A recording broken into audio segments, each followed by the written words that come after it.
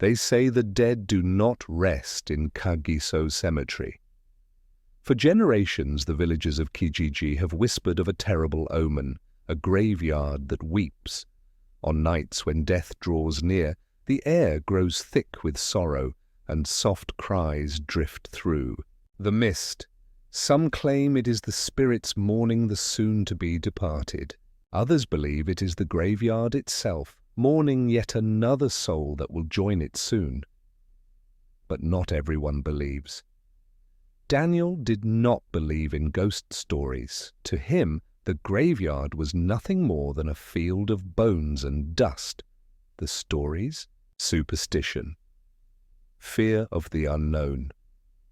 He had worked in the mortuary for 10 years, and in all that time the dead had never spoken, never reached out from their eternal slumber. Until that night. A soft, pitiful sob. Daniel stiffens, his pulse quickening. He turns toward the window. The graveyard stretches before him, endless and unmoving. Nothing but tombstones and swaying grass. Then another cry. It is faint, almost fragile, yet filled with such grief that it unsettles him in a way he cannot explain. It is not the wailing of the wind, nor the rustling of leaves. It is human. His boots crunch against the damp earth as he weaves through the tombstones. The sound grows louder, closer. Then, silence. Daniel stops. His flashlight beam trembles slightly. He scans the graves, searching for a trickster, a grieving relative, anyone who could be behind the sound. Nothing. Just cold stone and names worn away by time. His reflection is staring back at him, but it is wrong. Where his face should be, there is only a grinning skull. Hollow sockets where his eyes should be. A jaw stretched too wide, as if laughing at some unseen horror. Daniel jerks back, his breath caught in his throat.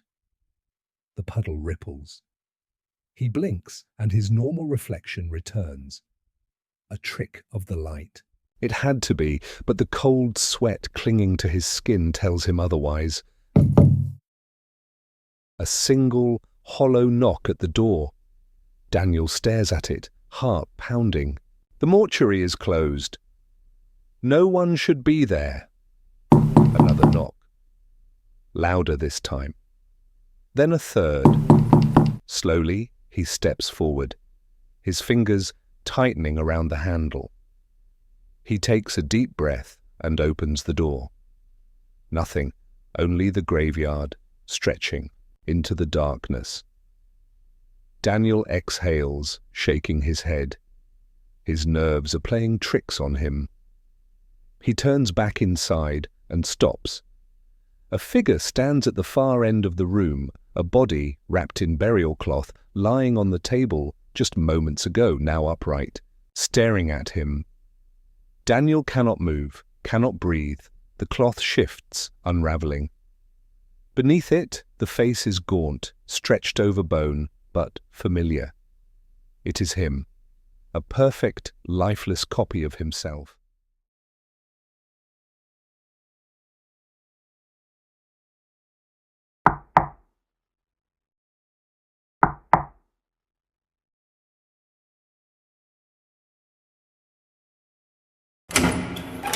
The door swings open with a creak. Inside, they find Daniel seated at his desk, his head bowed as if in sleep. But his skin is pale, waxy. His lips parted slightly as if whispering his final breath. In the graveyard, the weeping has ceased, and in a puddle by the door, his reflection does not move.